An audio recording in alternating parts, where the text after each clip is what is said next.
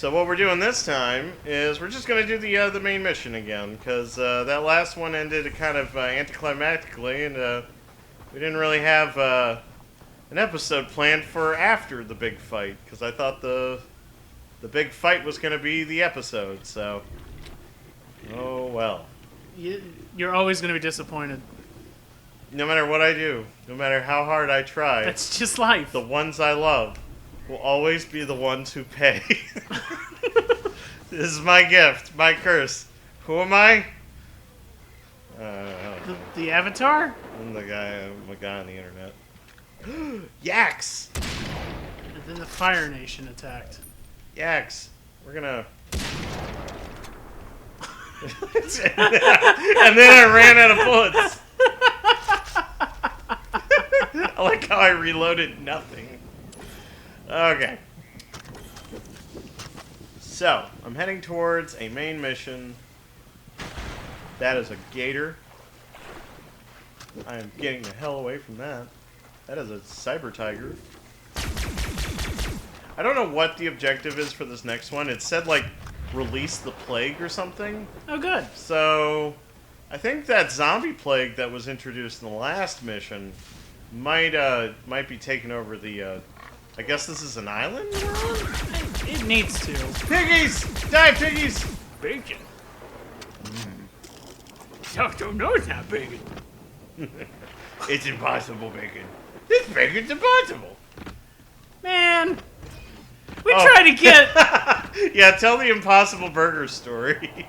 Okay, so they have... That's typical of everything we ever try to do. Ever! Why do I try anything? They have the Impossible Whopper at Burger King.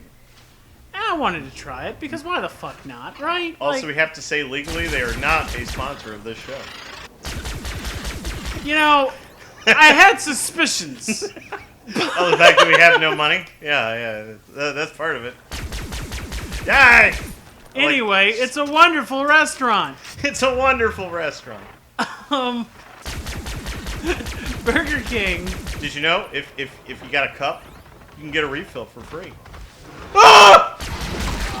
I was wondering where that dragon was. Its health God been damn on it! the screen for like 10 years. But yeah, we went to Burger King to get the Impossible Whopper, and we pull up, go to the drive-thru because we're in our pajamas. Cause oh yeah, it was just a lazy day. It was like the only day off that we had. Yeah. Why the fuck not? And we were like, hey, let's go out and let's get some little fast food. Let's try something we haven't tried. So we pull up. Before we're even able to order, they have the manager on the speaker. We don't got no fucking grill. Get out of here. You know, you're only exaggerating a little. Just a little. Only a little bit. We pulled up to the damn thing, and before we could say hi, we don't got nothing. Leave. Like. Okay, what did they say specifically? Because they did say something specific. Our broiler's broken. Like, seriously, we pull up to the speaker box. The first thing we say, rather than hi, is, our broiler's broken. We can't make any burgers. And me, being an intelligent adult, goes, so that means no Impossible Whopper either. And they're like, nope. Well, if we're going to be very specific on words said. Okay. Because it was funnier than that. Because it made me roll my own eyes, Mike. Okay. Our broiler is broken. We can't make any burgers. And you, for a beat, you don't say a word. And then you go, so that mean you can't make burgers? Oh, shit! You're about to leave open world behind. You won't be able to access the island or adventures until after kicking Sloane's butt. Last chance to reconsider. Proceed. Oh my G! Oh my god! I'm gonna come! I don't know. I kind of want to get those Inferno rounds that I unlocked last episode. Do it. But we didn't talk about anything of consequence. Get your ammo and your shit together. Uh-huh. And then we'll come back and we'll kick this guy's ass. Okay. So, yeah, we're going to wait. Get your because weapons. Apparently we're going to enter the Mortal Kombat competition? Finally. I was wondering when this was going to connect up with Mortal Kombat. What is this? Is this a thing? Is this anything? This is a dead guy.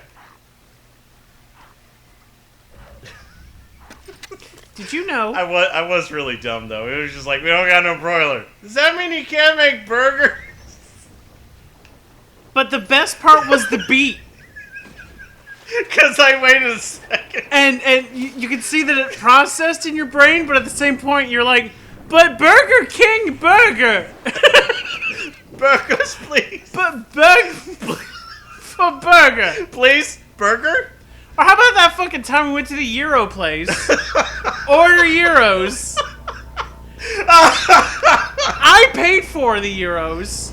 Yeah. And you just start pulling away like, well, we used your money, let's go. To the point where the person yelled out the window, You forgot your food! Dude, when I'm driving, especially when I'm tired, and I really shouldn't be driving when tired, but I'm tired all the fucking time. But it was literally a situation of my brain was not processing what was happening fast enough. So, like, the person saying our broiler's broken, and I'm just like, but what about the burgers? that was the same situation where it was like, you paid for your food, you forgot your food, and I'm like, what? So all I can do in my adult mind is be like, well, I better park and figure this whole situation out. Oh. Because I'm la dumb. Oh, I turned off all the missions, or the liberated garrisons.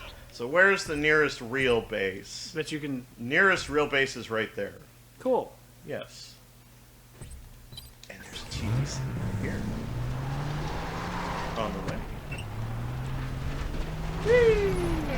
Whee! You forgot your burgers. Oh, damn it! Oh, it's another altar. With money! America? Yep. I sacrifice you on the altar of money. Did I get a good price? the in the altar of money, in the religion of money, when instead of saying peace be with you, you say, may I speak to your manager? May I speak to your manager? Yes, may I speak to your manager? I don't know how to get on top of this building. I'm aware. Why does everything have to be hard? Why do I have to do things? Come on! This is literally going to be an episode where I'm going to be like, in the interest of time, and I'm just going to fade in and fade out. Once upon a forever ago. There was an idea to collect metahumans and make $1 billion franchise. Nerds. Weeboos. All of them. We got all of them together. Mm-hmm. To, I don't know, bitch about movies. The feminists are taking over. I'm an adult virgin. Oh, I can't even afford the fire round. This was worth doing. Maybe you should go kill more porkies. There's something we can talk about. What? Just the slow, but not so slow roll into awful that was the Marvel Netflix shows. Ugh. Everyone points to Danny Rand. And that really wasn't when it all started going downhill. It started going downhill like right after Daredevil Season 2. I'm trying to remember the order. Oh, that everything came out? Yeah, it was Daredevil 1, Jessica Jones, right?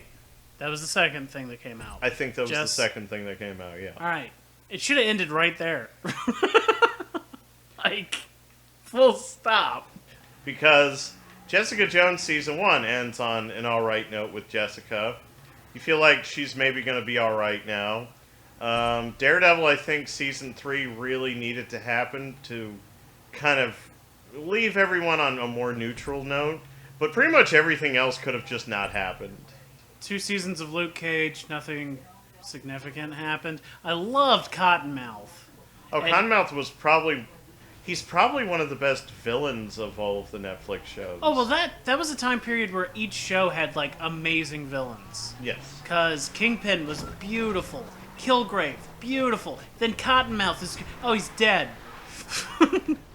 So, I guess basically we just turned this into a montage episode of me going around and just collecting stuff and fighting shit. Yeah. Okay. So, you want to continue the Marvel conversation? I think weakness showed up earlier than that. I think weakness showed up in Daredevil Season 1.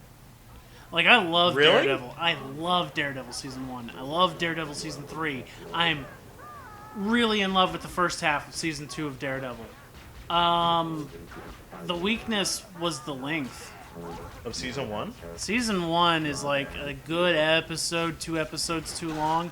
And that's a good fit for the Netflix shows, because most of the shows, I could cut 5 episodes from any given season of a Netflix show. With an exception of Iron Fist could have been a movie.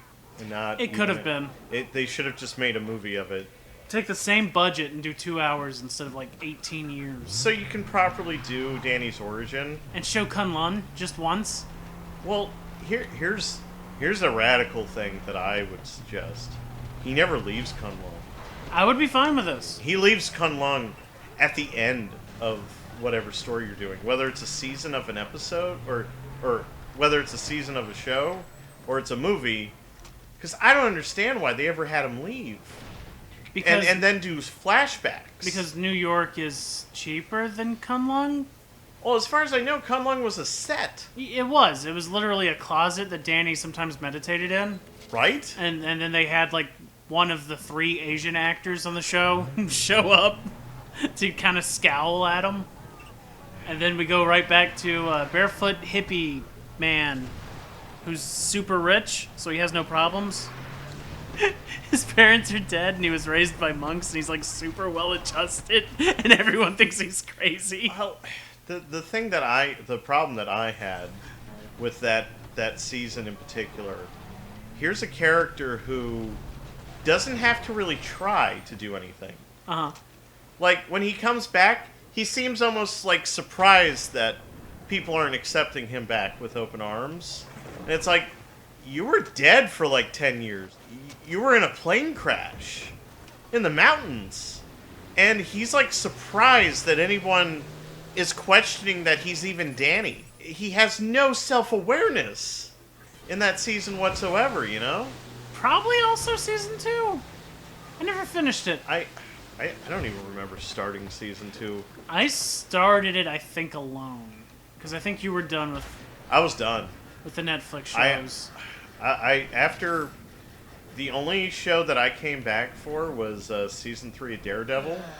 I didn't even watch the second season of Jessica. Yes, you did. No, yeah. I saw the second season of Jessica. Evil Mom was the second one. We It was did not the third see Season 3. Yeah, the third season, I was like, I like Jessica Jones. I liked both seasons of Jessica Jones. I love Christian Ritter. I love Christian Ritter as Jessica. And it's the fact that they think that they can keep, the audience's attention with literally nothing happening episode to episode. Mm-hmm. Like, Season 1 is really good, and Kilgrave is fine. Like I said, I'm not the hugest fan of how they did Kilgrave, but I'm not angry about it or anything. Like, he was a good villain. It's just that, okay, it's not even that he's not Kingpin, and it's not even that, the casting, because David Tennant is amazing, and he's amazing as Kilgrave. The thing is that I didn't like that they played with him maybe being sympathetic, because I don't feel like he's a sympathetic character. Or he's supposed to be sympathetic. This, I think, goes back to the problem that Daredevil Season 1 had. The length. The length of all of these shows. They had to keep artificially, like, why don't they just go after Kilgrave? Why don't they just go after Kilgrave? Jessica has a whole 2 episodes where maybe Kilgrave can be rehabilitated, and then he has his, like, mother and father killed or something, and you're like, nope, you just wasted my time. Like, I knew he was irredeemable. Everyone knew he was irredeemable. The fact that they even played with it, and then they played with, she can use his ability, because, okay, I understand that the allegory that they're using for his ability is white male privilege. Nah. It's not that specific to, like, white male. It's just... he's a manipulative, lying, controlling piece of shit ex-boyfriend who keeps coming into her life, derailing her entire life, ruining her entire life, and she takes him back over and over again because she's got to get out of this fucking toxic relationship. That's all that is a metaphor for. You see, I got the white privilege thing because for an entire episode she's using his abilities because he can open doors for her that would be closed to her otherwise. But if she could just use his influence and his abilities for good, maybe it's not so bad. And they play with that for like an episode. And I'm just like, I don't know what you're doing here. That could have been a thing for an episode, because I don't know what you're talking about that episode. Yeah, you know what I'm talking about. Yeah. Because literally, like, she's able to enter, like, closed crime scenes because he's like, let us through, let it, you know, like, don't follow us, don't do this. Like, he's, like, annoyed by the whole thing because of how easy and pedestrian it is. Whereas for her, she needs to put actual fucking effort behind it because no one takes her seriously. And then here's white male guy who he's just like, he can just walk into places and nobody asks him anything. All right. I'll concede that for an episode that was probably the point. But I don't think that was the point in general of the character. I think that was a specific thing for one episode. Kind of like how season 1 of Jessica also has probably the worst episode of Jessica Jones I've seen. I mean, I've only seen the... Oh, the one where they're living together? No. That was pretty bad, it's so too. bad you forgot about it. Which one? It's so bad even you, the viewers at home, forgot about it. But your brain didn't. No, but I didn't. Because I have an encyclopedic memory of shit I don't like. It's the episode where there's a mystery, and it's all about this woman who was there for the Avengers. Oh, yes! And she hates superheroes. It's the only episode that doesn't have Kilgrave. Yeah! Yeah, you're right. It makes no sense. That whole episode goes nowhere. It adds to nothing. It has no purpose to be there except we have to fill out 13 episodes. They tried to make a point for the episode. Do you remember the point that they tried to make for that episode? I do not. The point that they were trying to do, this is when they were still trying to connect these to the main universe. Because remember how Daredevil in season 1 was still referencing the incident? Incident. Yeah, you're right. It Yeah. was incident. Yeah.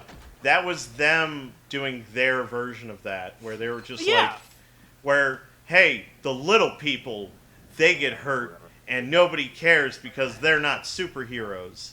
And to which it's like, you know, there's a time and a place for that kind of story to be done. Not a Joss Whedon Avengers movie where they constantly are talking about saving civilians. Oh, yeah, there's that. But there's also, like, wouldn't that be better for, like, Foggy and fucking, you know, and Matt to deal with? Because, you know, they're public defenders. And imagine if, like, somebody sued the city and they were like, you know, you guys were fine with letting the Avengers, like, you know, go around and destroy things, but my whole family was killed. Like, don't I get some sort of compensation for the fact that, you know, entire buildings were blown up and it's probably their fault? Like, that would only make sense in the context of... I don't think it makes sense with Foggy and Matt. Why is that? Because it's too fucking non-specific. Foggy and Matt had nothing to do with the incident. Whereas Jessica, she has Jessica superpowers. also has no fucking thing. How does anyone know about Jessica with superpowers? This isn't a Jessica Jones who was Jewel and retired being a superhero, like in the comics. Yeah, they even make a point of it that she had the outfit for Jewel and she almost was Jewel, but it never happened. So, yeah. It's literally the character, that woman who hates superheroes and everything. It's literally what they did with Baron Zemo in the Captain America movie. Yeah, it's the exact same thing, yeah. And that works, and it doesn't. I don't like Baron Zemo in the movie. That only works because it's the Avengers that he's upset with. It's a storyline that would work for them had they done it better. Because the Avengers literally were in Sokovia doing that. Jessica was not in Sokovia. Well, she was in New York, but she wasn't an alien. She also that tore up New York. Yeah, and she also wasn't an Avenger. Yeah, no one would So- know. But I hate metahumans. Other than the Avengers, how many metahumans were walking around at that point? None. Like, Like, other than them? the Well- show before this was Matt fucking Murdock. He hears well. Like, He hears really good. like, come on. I hate those freaks. They listen. Like, Them and their good ears. How dare they? it could almost work if they'd done it in a later season. Mm-hmm. Like season 3, after the Defenders have already happened, and we've given up on any connection to the Marvel Cinematic Universe. Yeah. You could just have this woman be upset because ninjas killed her family or something, because everything's ninjas in the Defenders universe. That's another thing we can go actually. Well, that's yeah. That's a whole other can of worms where it's like The Hand are awful villains. They The- don't want anything, and what they want changes episode to episode. What did Stick spend his entire life stopping? What was it? The Black Knight or whatever? Black Sky. Black Sky. Black Sky, yeah. And then it turns out Black Sky is Elektra, yes. and Elektra does nothing with it? No. Like, she's Like not... you actually watched the Defenders. I watched all of Defenders. Mike did not watch any of Defenders. That is actually, I don't think you know that. I attempted. Oh. On my own I did attempt. Do you know how far I got? Episode 1. Because that's a tough episode. You're right, it is episode 1, but it was like a scene where they make like all of the characters are going to meet, and then it's like a fake out, Yeah. and then there's like a fight, and I was like, okay, I'm done. Oh, yeah. Because they're not going to meet for another 3 episodes. Yeah. Yeah. And the show on the It's only 8 episodes long. It's the shortest of all the Netflix it shows. feels like the longest. Because nothing happens. Like, dude, I was legitimately going to try because I wanted to discuss it with you, and you were telling me about it, and I was like, you know what? I'm just gonna. I think I had like a few days off. I couldn't even get more than like 20 minutes into the first episode. It's a bad bad. show. It's a bad show. It's so But- bad. But it finally reveals what Dark Sky was, which was just bringing Elektra back. They need dragon blood to be immortal, and they used it all on Elektra. Also, and I'm gonna ask you this honestly. Yeah. Isn't it just like the worst thing that Sigourney Weaver was wasted on that show, and she probably can't be used in anything else? Marvel. Oh, no. Cottonmouth is Blade now. Like, none of that shit happened. Oh yeah, you're right. Yeah, like, That's right. He is. yeah, dude, the Netflix shows never happened. Kevin Feige wasn't involved. It was Jeff Loeb and other people. Who's fired now? Ike Perlmutter. It was Ike Perlmutter and Jeff Loeb. Is he finally fired too? No, Ike Perlmutter owns way too much fucking stock. He's gonna be on the board for fucking life. Oh God. But, yeah, Jeff Loeb is no longer in charge of the Marvel TV departments. Instead, that's going to be, the guy who's actually been running Marvel pretty successfully for over 10 years. Oh yeah, that guy. Yeah, I think Yeah, he's I'm surprised I haven't ever heard of this Kevin Feige. Feige? I've never heard of him. Anyway, after did- making all the money in the world for 10 years, he's been groomed to take over more responsibility. and I think he's a good up-and-comer. I think you may have figured out some of this business, Kevin.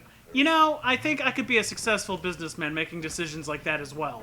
Maybe Kevin should do more.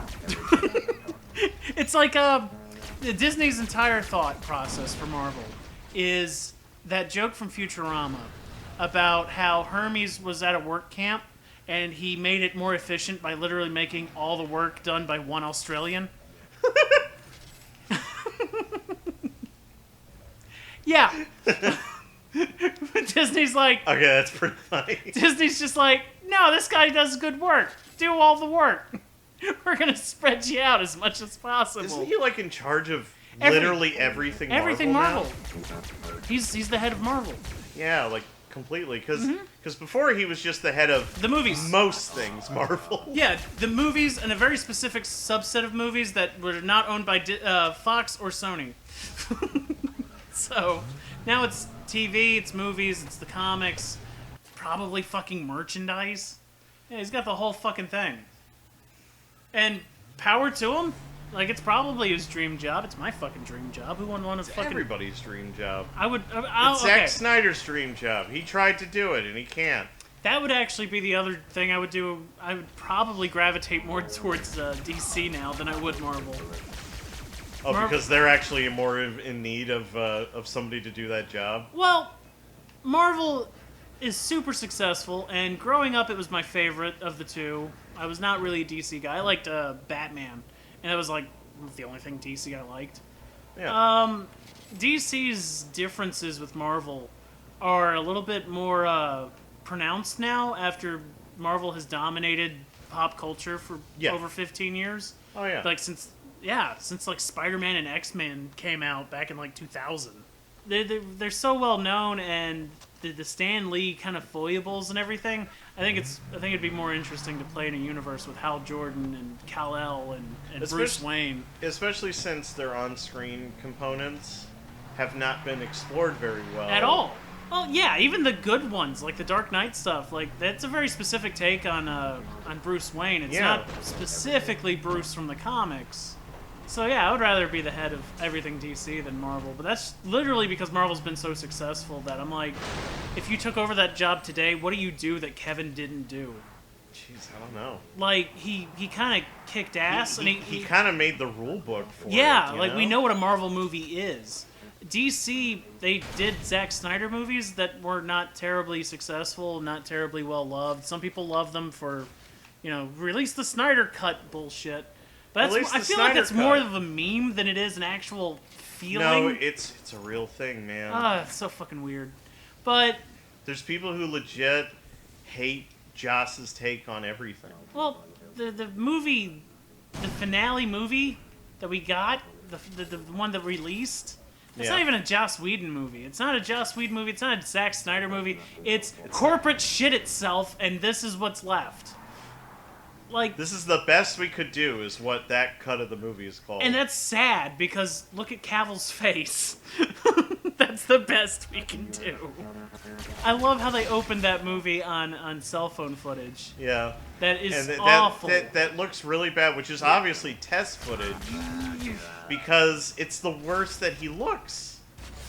The whole movie. I think the thought was, and this is maybe giving a little too much credit, but they were like, if we're going to have to do digital removal of a mustache, and we don't know how well that's going to look, if it's done on a cell phone, let's say it's shitty quality, like they didn't even fucking put it in the right mode, tipping the cell phone to right.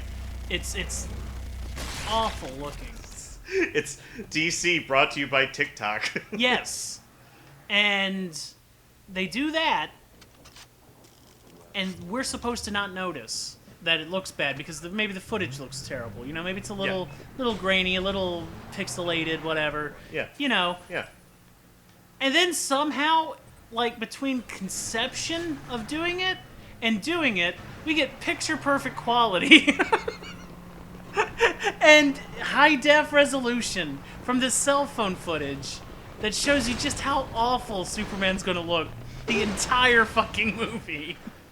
For most of the movie, because the thing is that I wonder if, like, audiences overseas were confused, and they're like, is that Bizarro?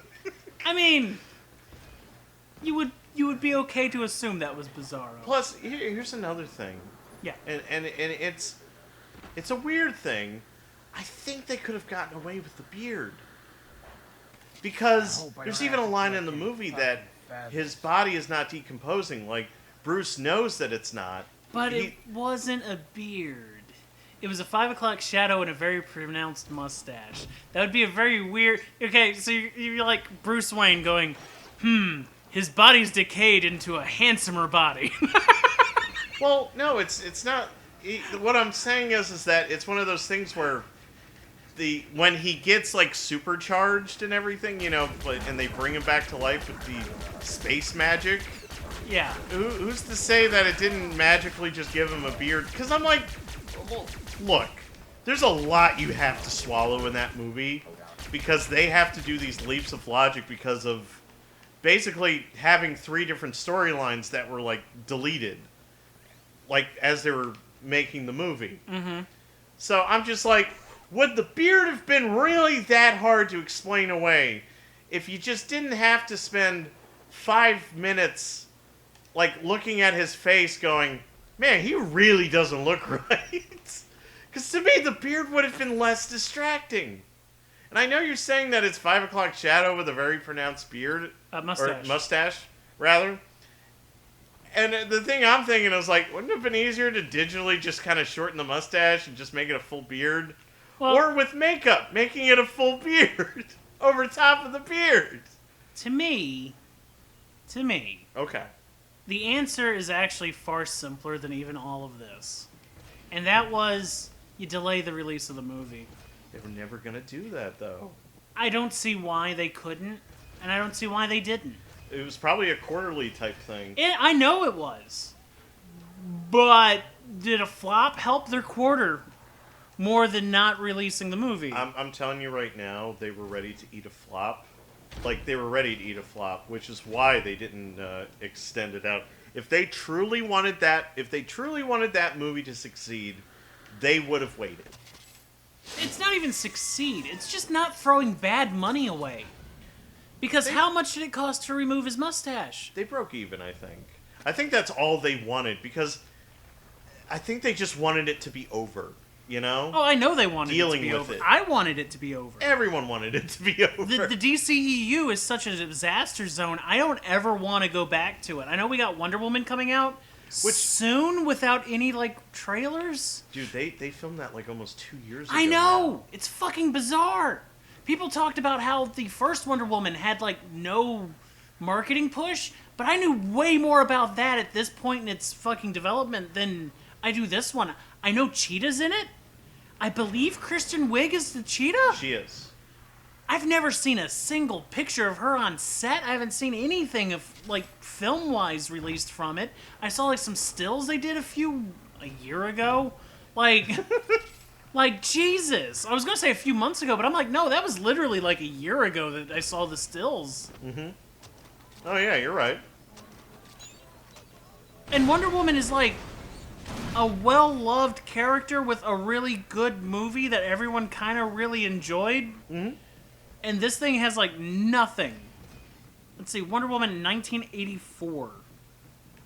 I'm looking at the cast for Wonder Woman 2 because I've known so little about it. Okay. Kirsten Wiig is the Cheetah. Pedro Pascal is Maxwell Lord. I didn't know Maxwell Lord was going to be in the movie. Oh, they've been trying to keep that a secret for so long, but it doesn't work when it's pretty much known at this point that Pascal is Dr. Fate. They will not confirm it. No, right? What are you talking about? No, this is saying that he's Maxwell Lord, not Dr. Fate.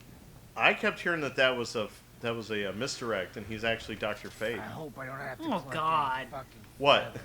I just fucking realized. What? Alright, so the DCEU started its existence with Man of Steel, Yes. which had controversy, not only because it was just kind of boring movie, but because Kal-El breaks Zod's neck. And then here's fucking Maxwell Lord, a guy who's probably more known now for the fact that Wonder Woman snapped his neck than anything he ever fucking did in like 50, 60 years of existence as a comic book character. Are they gonna fucking have Wonder Woman snap somebody else's neck in like probably the last DCEU, and that's gonna be the bookends is just murder? Like, Here's my whole thing with the Superman thing. oh, Man of Steel in particular? Yeah. Like Superman killing Zod. Batman has the whole rule, and you and I discussed outside of episodes, like, because we talk about Batman all the time, but Batman has the whole rule of how he doesn't kill people in the comics, and as we know, that's not, like, a hard-line rule. Batman has killed people. Like, that's just a fact. He has, but canonically, he probably hasn't. But Superman can kill a lot of his bad guys, because they tend to be monsters and aliens. I'm gonna put a big no on this. Really? Yeah, I'm just gonna say Lex Luthor. The amount of damage that man has caused He's still around. Yep, got another Well, yeah, one. but he's human. I'm talking about like What am I the doing? Kal-El doesn't kill. Kal-El hasn't killed any other Kryptonians. Okay. I know he's killed Zod before in the comics because every fucking nerd that loved Man of Steel went, but actually, and there was a time he killed Zod. But it's also comics and Zod's back like whenever they want Zod back. It's hard to make that count, you know? That's true. But it's not that. I think with most people, it's like they weren't against Kal-El being able to kill somebody.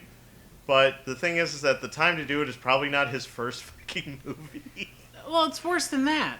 Okay. Because Superman isn't known for angst. No. Not really. No. Kal-El is a fully formed character, fully formed human being. He's one of the best human beings. The moment he gets a job at the Daily Planet, he's arrived. His journey has arrived. Because all of his questions of himself, his identity, who It's he solved. is. Yeah, because Clark is not a complicated man. No, he's a complicated character to get right. Because simple doesn't mean, like, as a human being, doesn't mean easy to write. It also doesn't Look mean at Captain America. He's not easy to write, but when he's written well, It everyone loves Cap. It also doesn't mean dumb, and people tend to write Cal as like a little dumb. Not a little, a lot dumb. Yeah. In particular, whenever he's around an edgier character, like, He's Mr. Boy Scout. and Bruce is usually the one that's, you know, this is how the real world is, or whatever the writer wants to edgelord over. Yeah. But, Clark is fully formed at that point. Yeah. Okay? I hope Yeah. I don't have to. So there's not a lot of angst, but there is one caveat to that he doesn't have a lot of angst. And in the comics, for like 30 years, 20 years, 20 years, 20 years, easy, Okay. it was Kandor. Yes. He failed Kandor. It got shrunk by he Brainiac. couldn't save it, yeah. Couldn't save it. This movie does not have Kandor, but it does have the only other Kryptonians. It also has a colony ship, Yes. which is kind of the stand-in for Kandor because it's one last piece of Krypton. I understand that the emotional journey that Clark has in that movie, on the concept level, is what is my home? What is my family? Where am I from? Who am I a citizen of? Who am I beholden to? And the problem, there's a few problems with that movie, but one of the problems with that movie is Kent. is yes, but Zod and the other Kryptonians don't consider Kal-El to be Kryptonian because they're all up in this Ayn Rand kind of whatever Which is society. weird that they don't even consider that he would ever even join them, it seems like. Yeah, like instead it should be more of a Clark pick. Are you Kal-El or are you Clark Kent? And he decides, you know, Earth. It's weird that when he makes the decision, it's all destroyed, murder. Yeah, because He literally wipes out his own species yeah, in an afternoon. He yells, "Krypton had its chance," and he blows up the ship. Yeah. Which Clark? symbolically, that is, it should have been symbolically. That's what he was doing. You know? Yes. He's like, I'm not here to save a dead race or a dead culture. I'm here to save people who are alive. But the fight should have been between him and Zod. Yes. Zod took it too far. Zod takes everything too far. And if he had to kill anything or anyone, if it was just Zod, okay. But then you would have Clark go and like, here, the yellow sun gives you powers, so let's put a colony on the moon or something, or just open up a spaceship or a station that orbits the Earth or something, or like New Asgard and fucking Avengers Endgame, and just like like put in somewhere in Kansas have new fucking Krypton or something. You know, like Clark would find a way He'd find to a way do hope because Yeah. he's hope. He's the embodiment of it in the DC universe most of the time. I mean, But- isn't that what it says on his chest? That's stupid, yes, but like it's always going to be stupid. The Yeah. more they draw attention to it, the more stupid it is. He's not Batman. It's not a symbol of anything. I'm Superman. Big S. That's all. That's all it is. the thing that I will give it a little bit is like the retroactive shit where they're like, it's the symbol of the House of L. And I'm like, Which, okay, I like. fine. Game of Thrones stuff, sure. I really like that. That's the only one I kind of dig. The one I don't like is it's a symbol for hope. And I'm like, okay. Wow, you busted my nose with how on the fucking nose that was. But yeah, like, dog, I am not a fan. They messed up. They messed up hard. They did mess up hard. All right, I think that's a good time to call it for this episode. Yeah. We Since did a it's bunch of nothing. We just It was talked. It's a good house cleaning episode because I think legitimately I'm at the end of the game. So You are. So the next episode is going to be The end. the end. All right. So yeah, I'm going to buy the last of my stuff, and I think this might be the end of our run. Nice. All right. See you guys next time. Peace. I I did a Comics Explained guys ending. Yeah. Yeah. More donkey.